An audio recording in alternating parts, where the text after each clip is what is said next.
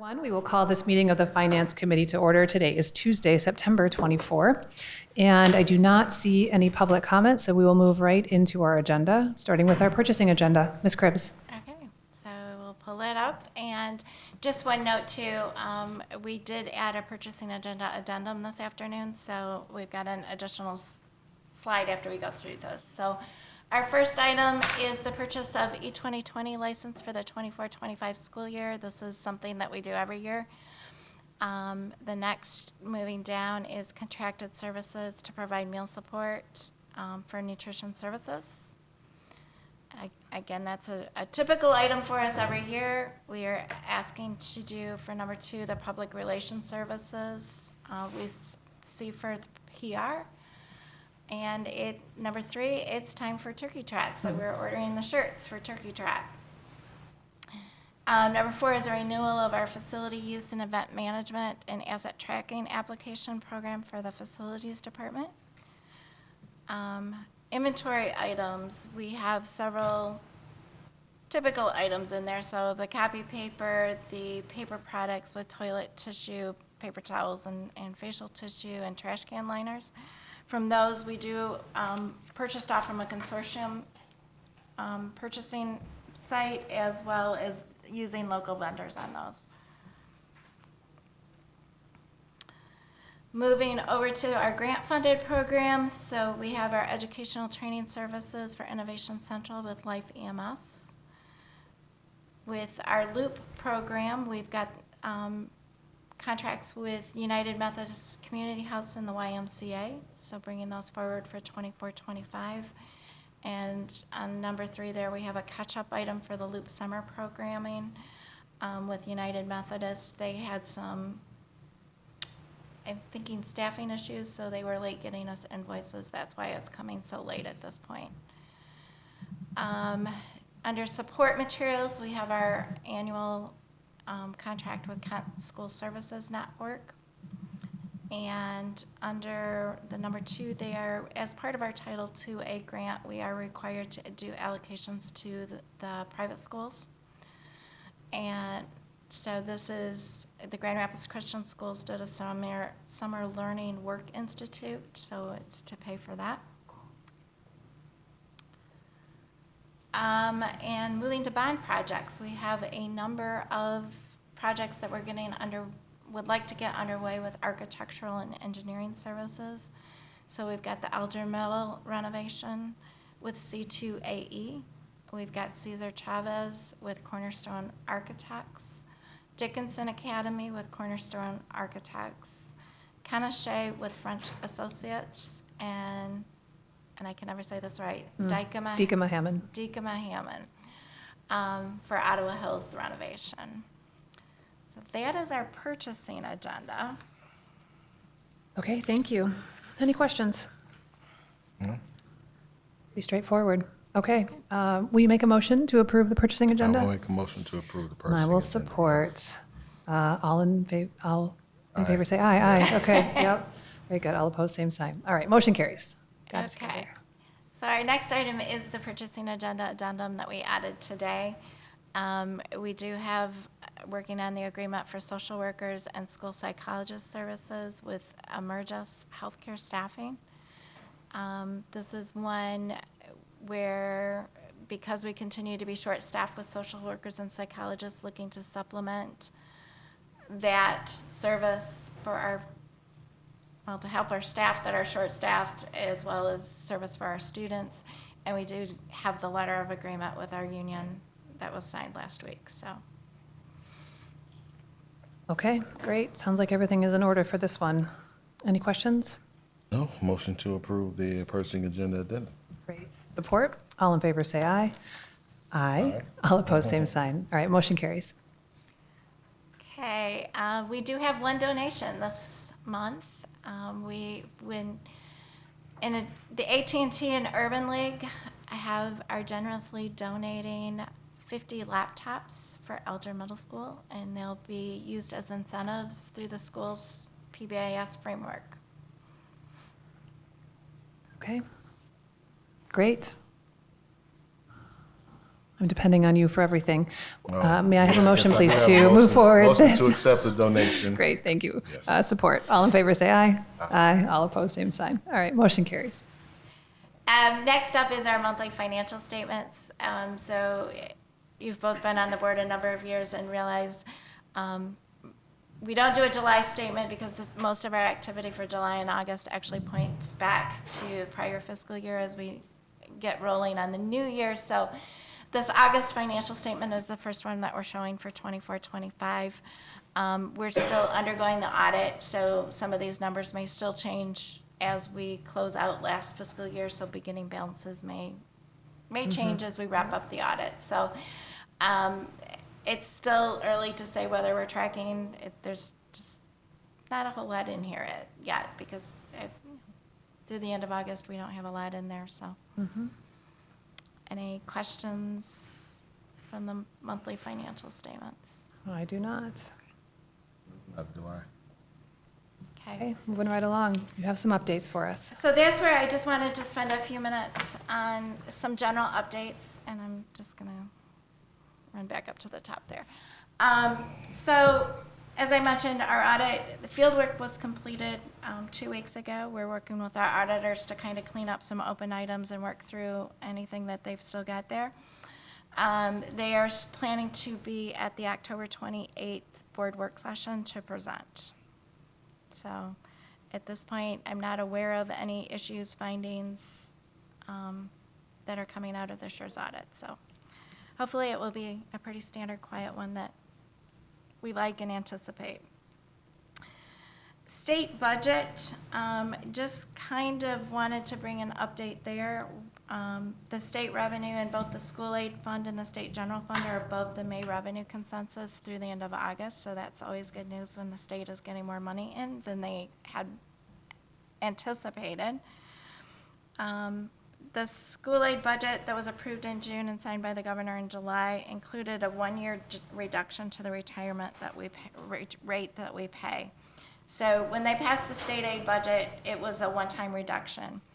Last week, the state senate was in session and they did approve a bill that would make this reduction permanent, which is a whole lot of, brings a lot more relief to me that likes to be able to plan long-term rather than to have a one-time reduction. This one, they would make it permanent. Changes were made, so it does have to go back to the House. And the House is planning, as far as I know, still to meet tomorrow. So Correct. hopefully they will vote tomorrow and not make changes, so it doesn't have to go back to the Senate and could go on to the governor for signature. The other part that's important about this Senate Bill 911 is it eliminates the 3% employee contribution. Back in 2012, employees had the option of selecting if they wanted to continue on the retirement plan, the defined benefit retirement plan. They also had the option of do they want to have health insurance they retire, or did they want to start to have a personal health care fund? Kind of like doing a 401k versus having insurance when you retire. So if they selected to stay on the defined benefit plan and have insurance when they retire, that also came with a price tag of 3% of their salary. So since 2012, those employees have been making that contribution. When the governor's budget came out in January, we kind of found out for the first time that the post-employment benefits part of the retirement system is fully funded. So the state puts into that, local school districts put into that, but the employees are also, that made that selection, are contributing their 3%. So it's kind of like the mortgage is paid off, but we're still continuing to put more money into that fund. So the Senate Bill 911 would make it so employees would no longer have to make that 3% contribution anymore. But their effective date isn't until October 1st of 2025. So it's like, okay, we got another whole year of doing it. So that might be one change the House may want to make, or it may come as another supplemental bill later in time just to get this one through and passed. Related to that 3%, for 24-25 is a new state aid categorical 147G, which gives local school district, GRPS, funding to reimburse employees that are making that 3% contribution. It's 181 million, just statewide. It's a little concerning because last year the employee contributions were about 200 million. So it doesn't look like the 181 million would totally offset all of the employee contributions statewide. So likely there will have to be some type of proration about what that looks like. The other one is, as the state aid bill passed in the summer, the amount that gets, of that 181 million that gets allocated to districts is based on salaries that were reported to ORS last year. So you get another mismatch of salary data. So people are paying in based on this year's salaries, not on last year's salaries. There will have been people that have left school districts, retired, whatever, that are no longer paying that 3% this year, but they have salary dollars last year. So it's another one where it becomes problematic about how do you allocate. If GRPS salaries were a larger percentage of statewide salaries, we'll get a larger piece of the pie, so potentially we might have more come into funding than we would need to reimburse employees. On the other side, it might be if we were, it's like, just makes it big and messy.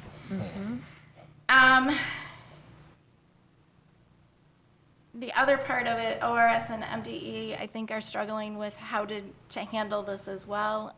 First, we were supposed to know in October, then it became November. Last I've heard is we might know what our dollar amount is in December, and then would have to develop some type of allocation amount, what that looks like. The other complication to it is because it's a reimbursement, it will be taxable to employees.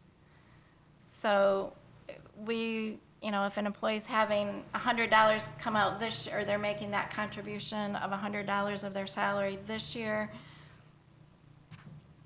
even if we have the full money, may give them $100, but they'll have the tax taken out of it, so they won't see a true reimbursement on it. So that's part of why there's a lot of moving parts and pieces to that. It would be nice to just have the legislation to say they don't have to make the contribution anymore.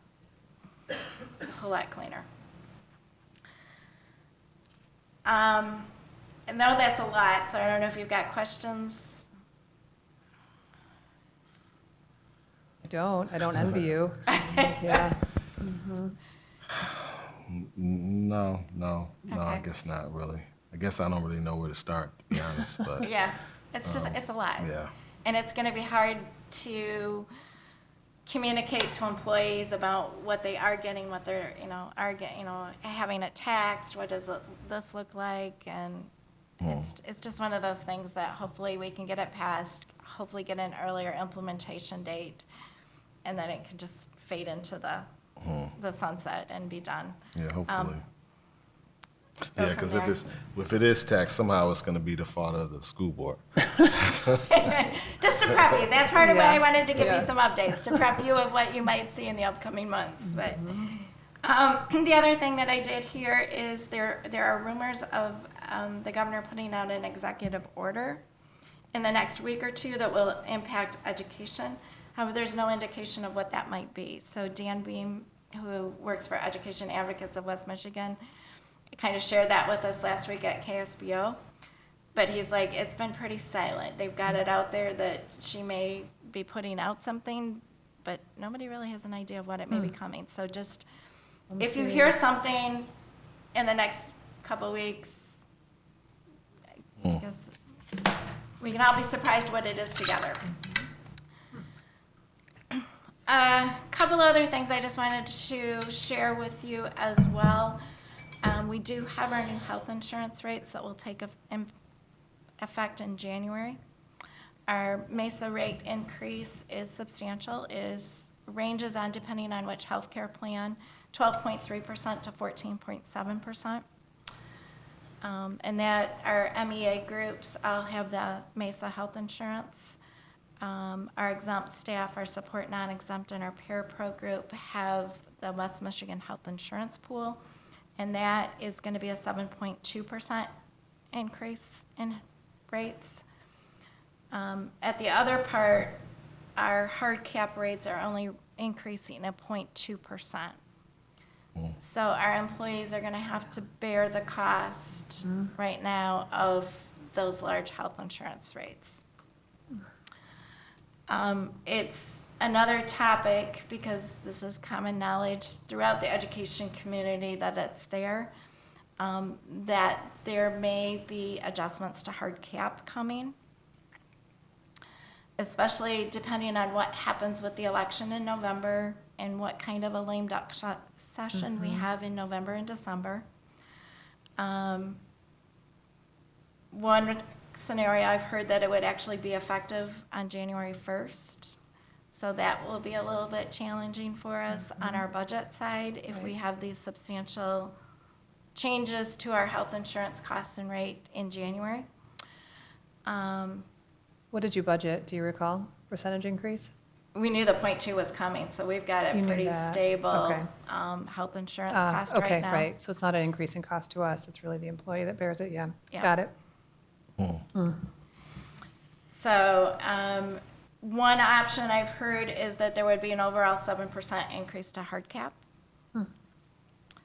So that would be That would have 7% increase to our costs. Our employees on the West Michigan Health Insurance Plan would be pretty much at a break even then. They would be paying similar.